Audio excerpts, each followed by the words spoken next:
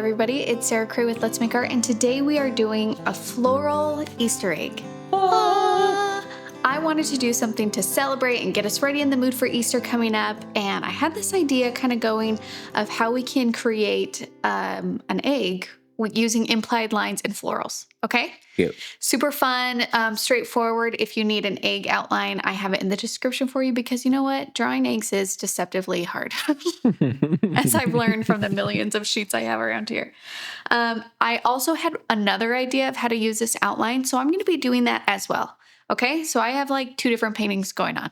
Okay. All right. We're listing everything that we're using in the description. So if you need that information, you can find that there. And let's do our oath and get started. Okay? If you can raise your right hand and repeat after me. I promise to be kind to myself. I promise to be kind to myself. I promise not to compare my work. I promise not to compare my work. And I promise to have fun. I promise to have fun. Thank you. Okay. So when it comes to doing this floral one, the great thing is you guys can adjust this to whatever flowers you feel comfortable or you enjoy painting, or some that feel special to you, all of that kind of stuff. The first thing that you're going to want to do is get your egg outline onto your paper. And then I'm going to take an eraser. And you just want to like gently erase the lines because we don't want them to stand out too much against the painting. But we also still want them as guides, okay? Oh dear. Okay, so that is good. I'm gonna start with doing the tulips on the edge. So basically the whole purpose of this is to take flowers and use their leaves or the shape of the flowers to shape your egg. Now, as you can see from my tulips here, I kind of just went to the line and then stopped. So I'm fine with just kind of almost keeping it within the egg shape as well as the lines. However, this is your painting. You can do whatever you want.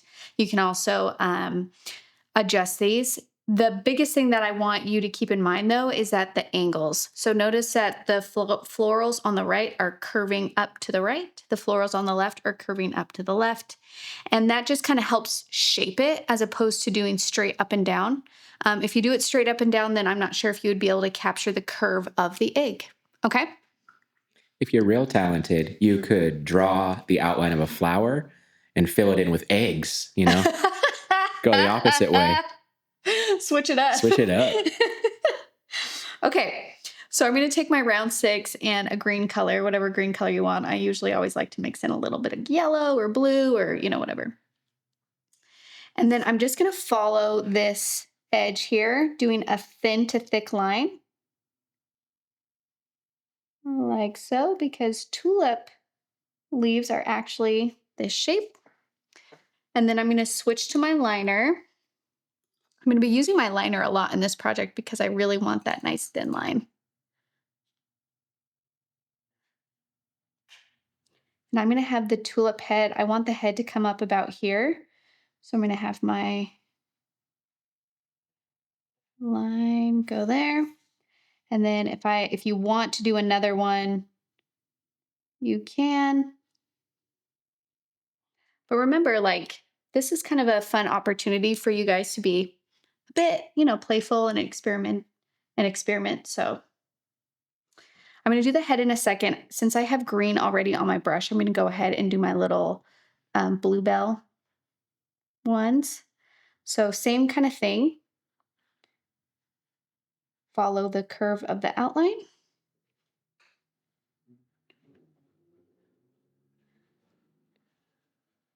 All I see when I see bluebells is little octopuses. Okay, now I can never get that out of my head. Octopods? Octopi? I don't know. I don't know. Don't ask me. You're the one that knows that. Tentacle creatures. There we go.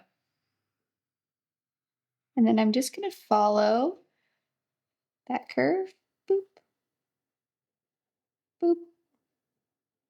Boop.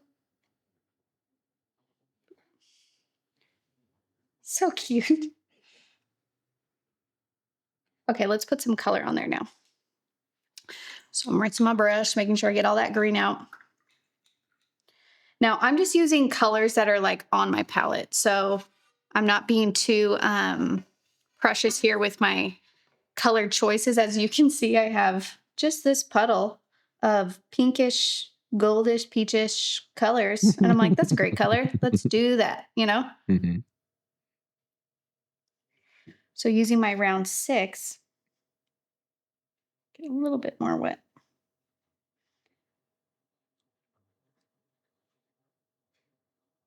And if you need help, I mean, we have like so many tutorials on how to paint tulips. You guys can look at previous tutorials for ideas of how to paint flowers. Also, we just re-released the floral workbook. So if you want some little guides on how to paint flowers and you have that, then you can just look at it and be like, oh, yes.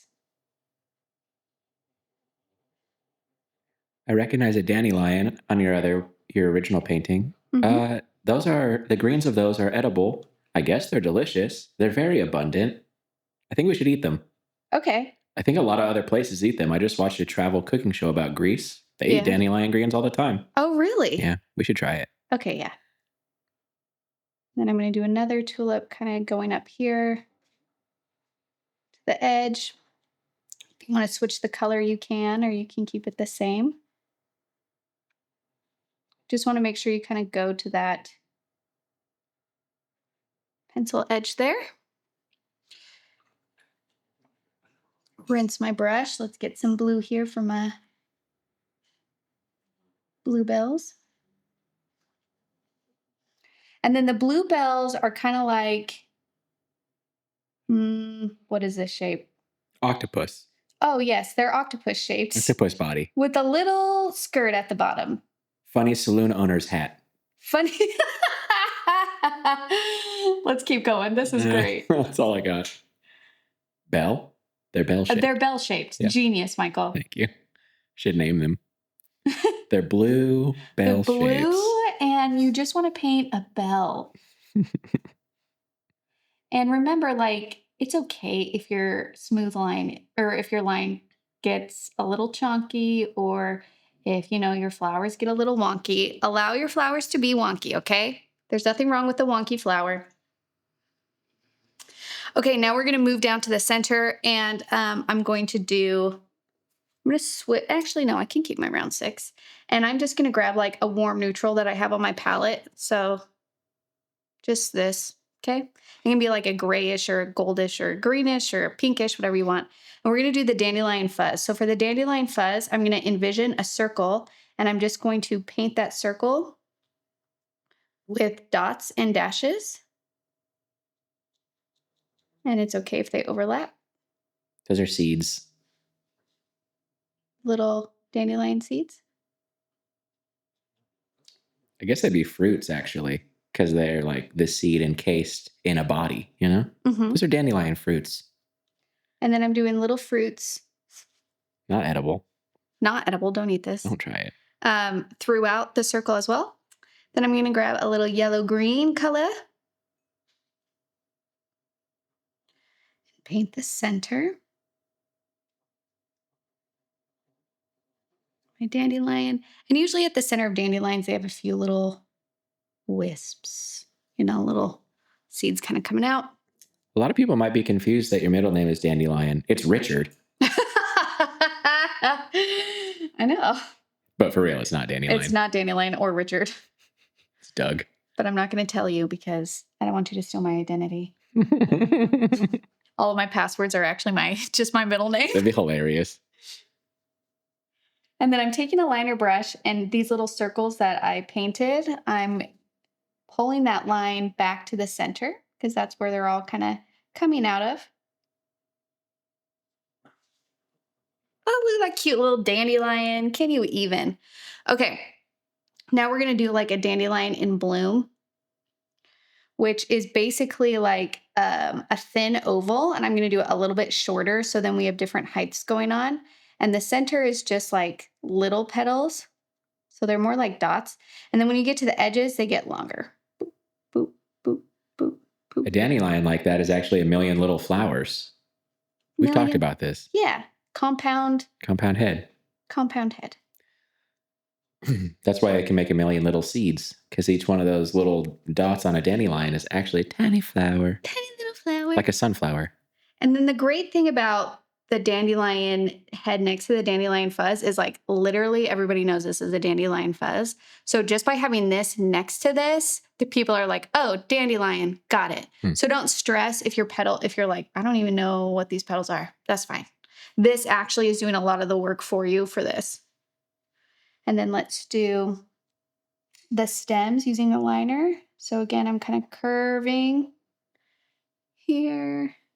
This one I'm going to curve the opposite way, but notice it's still kind of rounded. And then their leaves are like long and spiky. And allegedly delicious. And allegedly, we're going to taste it. I feel like they taste like arugula. Look at them. I mean, they do look like arugula. They look arugula-y. I wonder if I should do a dandelion salad for Easter. Yes. Yes, you should. You know what I'm saying? I love that. I'm just painting right over the stems. This got really wonky real quick. So I'm just going to reshape it. That should be the name of our YouTube channel. Real wonky real quick. Yeah. Or uh-oh. Uh-oh. Oops. And then let's just drop in a touch of like blue just because like to switch up the values and stuff like that, just for a little variation. Okay, and I'm going to do another leaf.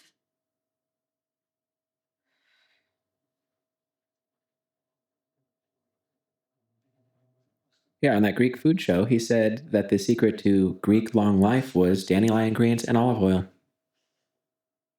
Well, we got to do it then. Listen, are you sold yet? I'm trying to sell you. I'm sold.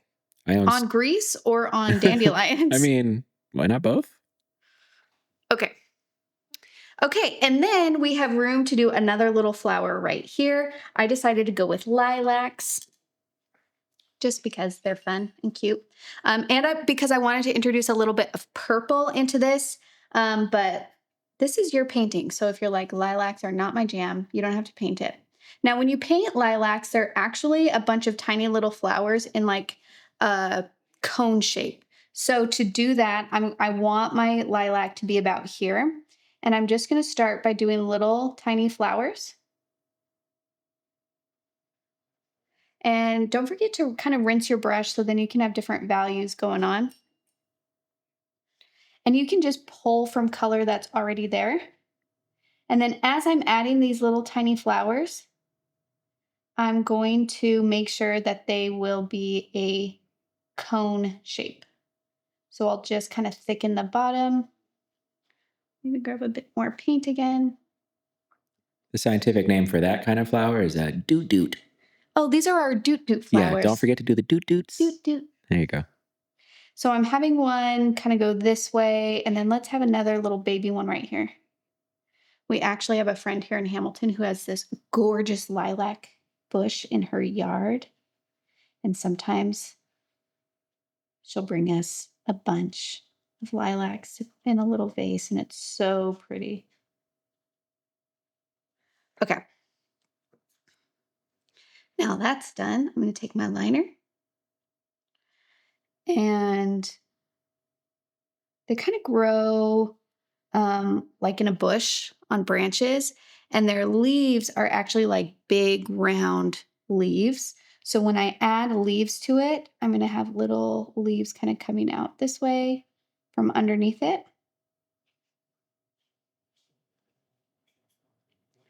And then I'm going to do another branch with a nice leaf kind of coming off. It's probably unfair, but I think of ants when I think of lilacs. I don't know if we just had an ant infestation around that lilac or if ants like lilacs in general, but they remind me of ants. Yeah. Do you know what reminds me of ants is peonies? Oh, yeah. Whenever I always get peonies from my friend's yard, you have to watch out for the big old ants that live in there. Listen, if I were an ant, why not? Of course I would live in a peony. Go hang out somewhere pretty, you know? You could be a little fairy in there. Those ants are probably like, I feel fabulous. They're just waiting for their wings to sprout. I'm like, come on. Okay, now we've done all of our flowers. Of course, you can add more. And then if you want to go back with a smaller brush and just do like a few detail strokes, like maybe a little bit darker pink at the bottom of your tulips. or take a dark green, and you can do like add a little dark value right underneath the stem that comes out, or you can add like detail lines.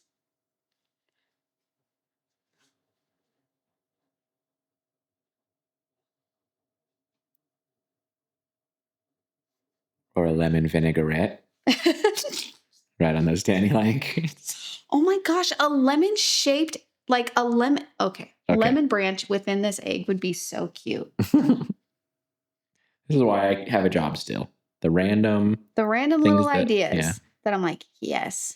that I don't actually have. But I said lemon, so it counts. Okay. And just so you know, this is just like a good jumping off point for you guys. I feel like I did enough flowers here that this kind of shapes my egg. If you want to do like another little thing down here just to kind of close this up, you can. The other thing I want to show you is I try to do it with like much smaller flowers, like more like a garden kind of growing on either side. And I think I like the larger flowers better to shape it. However, it's your choice completely. The other thing I try to do, which I don't think worked out great, I try to do on both of them, is after I painted, I just took a damp brush and like smeared the paint around to shape my egg. And for my liquid watercolors, those bled like crazy, which makes sense because liquid watercolors reactivate really well. But it kind of turned a little bit messy. This one, it was very slight. And this one, I used Daniel Smith paints. So if you like that look, then maybe use 2 paints for that. So then your colors don't go too crazy. Unless you like this, which there's nothing wrong with it. That's super fun. Okay. There is an idea I want to try really quick. Do we have time? Sure. Okay. So I have my egg. And then I thought, wouldn't it be pretty if I just did this whole thing in like a really loose, pretty floral pattern? So that's what I'm going to do. So I'm going to take my round 6, and you can choose any flower you want. For me, if you know me at all, I'm a sucker for Icelandic poppies. They're my favorite. So I'm going to choose that flower. And I'm not going to worry too much about erasing the lines because I'm going to go all the way to the edge. And basically, I'm just going to start anywhere on the egg. And I'm going to start putting in my poppies. Now, poppies have like these tissue paper petals that are nice and round.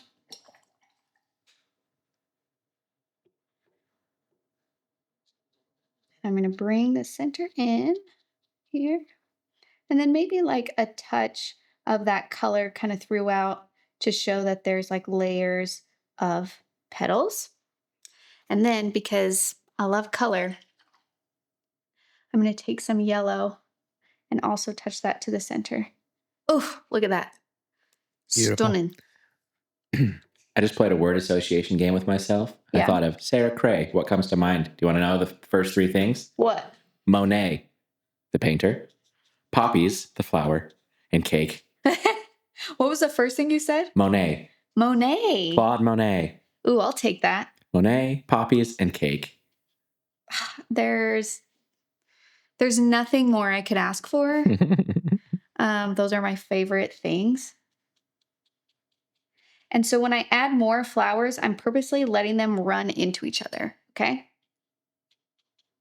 And notice how loose I'm being. I'm not trying to be too precise. And I'm reminding you, literally never tried this before. It was just an idea like right before I started filming where I'm like, wait a second, wouldn't this be cool? So we're trying it together for the first time.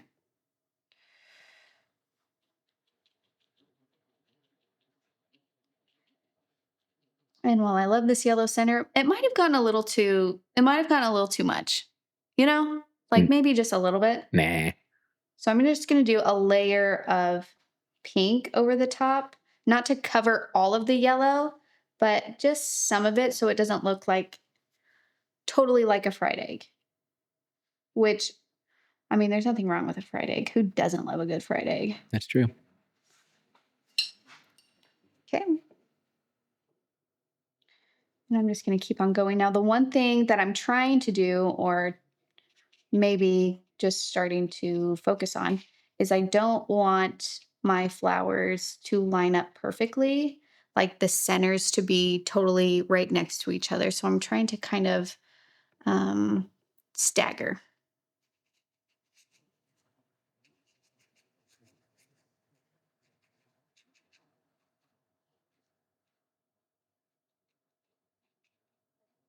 And remember, poppies have that kind of uneven, like tissue paper edge. And I'm thinking Icelandic poppies. Okay, that's what I'm thinking of. You can do this with like golden poppies. I mean, any flower really.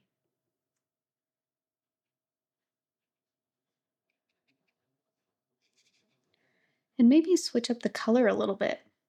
Maybe some are more of that white cream, or maybe some are peach, maybe some are pink, maybe some are orange. Oh, for Valentine's Day, Michael gets me a bouquet with Icelandic poppies in it, and they're just stunning. And this last one had the most beautiful orange and pink poppies in there. He sounds dreamy. Oh, he's so dreamy. Wow. Okay, then while it's It's wet. me, guys. It's me. Now I'm going to touch the yellow, and because I gave it a second to dry, that yellow is going, but it's not like overtaking. This center got a little bit not round enough, so I'll go back in there. Paint that.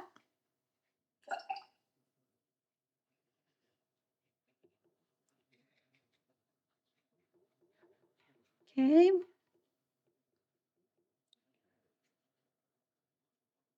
Kind of do want this to be a brighter orange. Let's see if I can get there. Gosh, isn't that such a pretty color? Mm-hmm. Maybe since we introduced orange down here, I need to kind of put it in other places. So then it's like not just one lonely orange poppy. You know what I'm saying? Mm-hmm.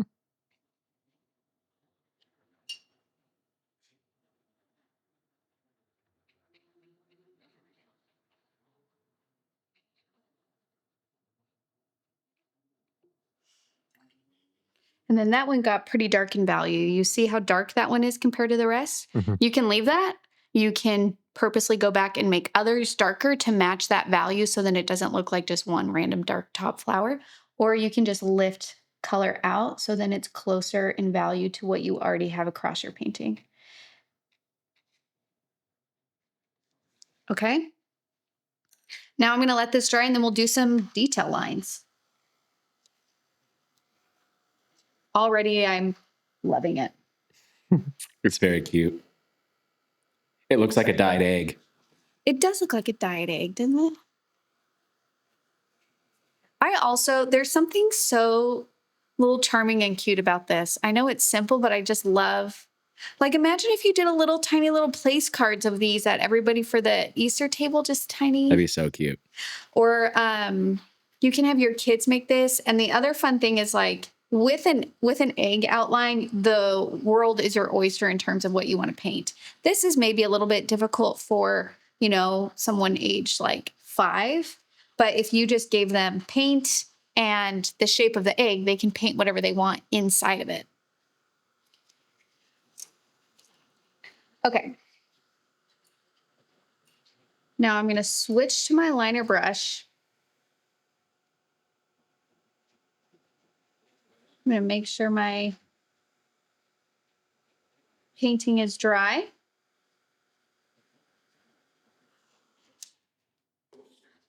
And then using my liner brush or a detail brush, I'm going to start to shape my petals.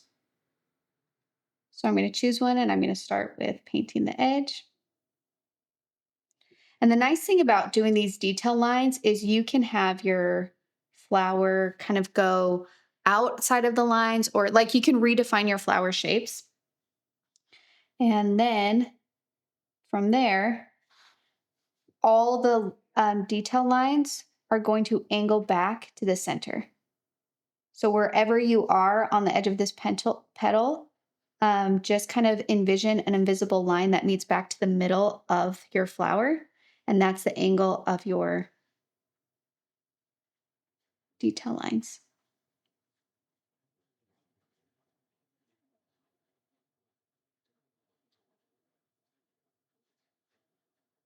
And I really love how this orange bled up into this one. So I'm actually going to have that be part of the orange flower.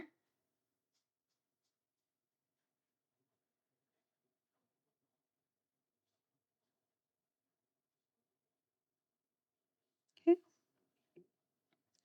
We're basically going to do all of the detail lines on this flower. And then I'll go back and add the center of the flower. Now notice that when I'm adding these petal edges, I do like an uneven line, like and then wherever there is a bump, that's a good place where you can put a little detail line kind of coming to the center because it's showing that there's a little fold in the petal. Does that make sense? Mm-hmm. A crinkle. A crinkle, if you will. Chris Crinkle. You feeling Christmassy? Yeah. Christmas in May. April. April.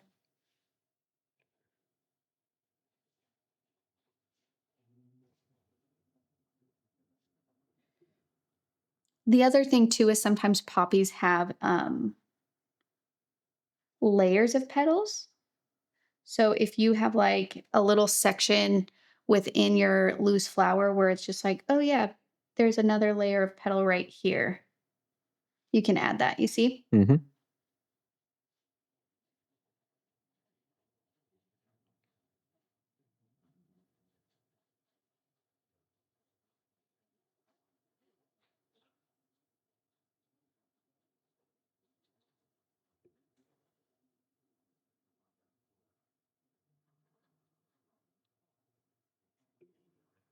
They do have like separations too. Sometimes they have little like white gaps in between. I didn't leave a like between the petals, you know what I'm saying? Mm-hmm. I didn't really leave that in there as an option, but that's not a big deal. Okay, this is a big guy here.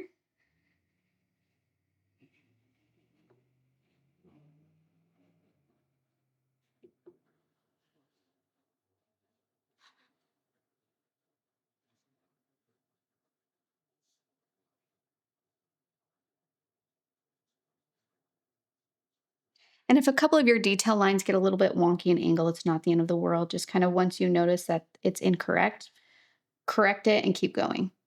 It's not enough to try and like stop and redo everything, you know?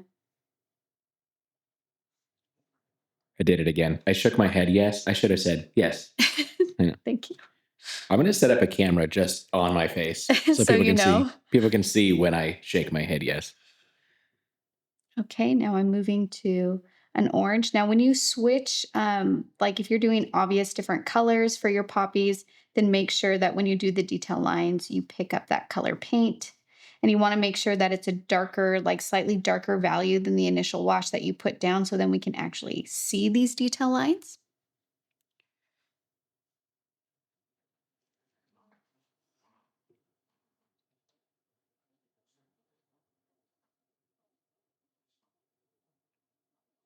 Like maybe that was a little bit too orange, but that's fine. It's not the end of the world. It's just a piece of paper. It's just a little painting on a piece of paper. The mixed phenotypes make Mendel proud. Does that make any sense to you? No. Oh. He's a guy who kind of like discovered genetics that like if you have white flowers and red flowers, sometimes pink flowers will come up. Oh. And I was saying that you had a pink flower with orange lines, so Mendel would love it. Okay, great. Yeah, there you go. Mendel loves it. Science. Science. Okay. Okay. Oh my gosh. I love it. Okay, now I'm going to do the centers. Now poppy centers are kind of like a green yellow. So I'm going to take a little bit of yellow mixed with some green. I'm just going to do a half circle on all these. In that white area, if it overlaps a bit, that's okay. Into the pink. And then I'm going to rinse my brush, and using just water, I'm just going to pull color that's already there to finish off that circle. And the reason I'm doing this is because hopefully then there's a slight value change where, half of the center is a lighter value than the other half which is a darker value, and just having different values in the center of your flower creates a little bit of dimension. And if you want to go around and add even just a little extra swoop, you can. Okay, and now I get to do my little dots. So take a yellow or an orange and a detail brush. I'm using a round 2 here, and I want to make sure it shows up. So I'm going to do a darker orange. And just kind of do a halo of dots around the center.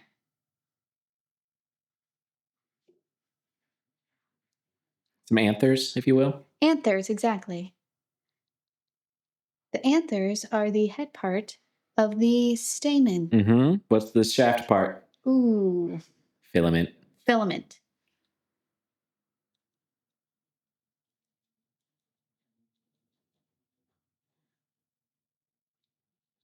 And again, you can do this with any type of flower you feel comfortable painting. I feel like I've painted these flowers the most out of all of the flowers I've painted because I just really love them so much. I think this would be really cute with teeny tiny purple aster. Oh my gosh, yes. Like really bright yellow centers. Or little daisies. Oh, yeah. Or little sunflowers. Listen, anything. Anything, honestly. Thistle flowers. Dandelion greens. Salad. Let's just paint salad. Okay, and last step is we're going to paint the filament. So I'm going to take my liner and just connect these dots to the center using a very thin line. It's okay if they don't all line up. It's the thought that counts, suggestural idea that counts. I hope some college gives you an honorary doctorate for your botany teachings. Wouldn't that be wild? That would be. You're using words like filament and anther. You'd be like, it's actually me. No, I'd let you have it. You would? Oh, yeah. I wouldn't let you have an art one. Oh, I know, honey. Oh, I know. Okay. This is our little floral Easter eggs. These are so cute, super fun. Remember, please feel free to adjust them. And then if I was feeling really edgy, like, I wonder what would happen if, I would maybe take a really dark pink or a dark orange or something and paint in between the flowers just to see what that would do to the egg. Okay, so that's another idea. Remember, this is just playful, a fun way to bring in the holiday, maybe an activity to do with family and friends that can be adjusted to any skill level. And I hope you guys have fun with this. I can't wait to see what you guys make. If you're interested in being part of a watercolor community where we share what we're painting and you can ask questions and you can look at what other people are making, we're on Facebook. It's called Let's Make Art Watercolor. It is a private group, but that's mostly just to keep away bots and things like that. So you do have to like request to join. We let everybody in. Be active. It's a very large group, but it's very kind and supportive. So if you need a place to maybe share your art, ask questions, have a community based around watercolor, that is perfect for you. And I think that's all I got to say. You guys, happy Easter, and I'll see you next time. Bye.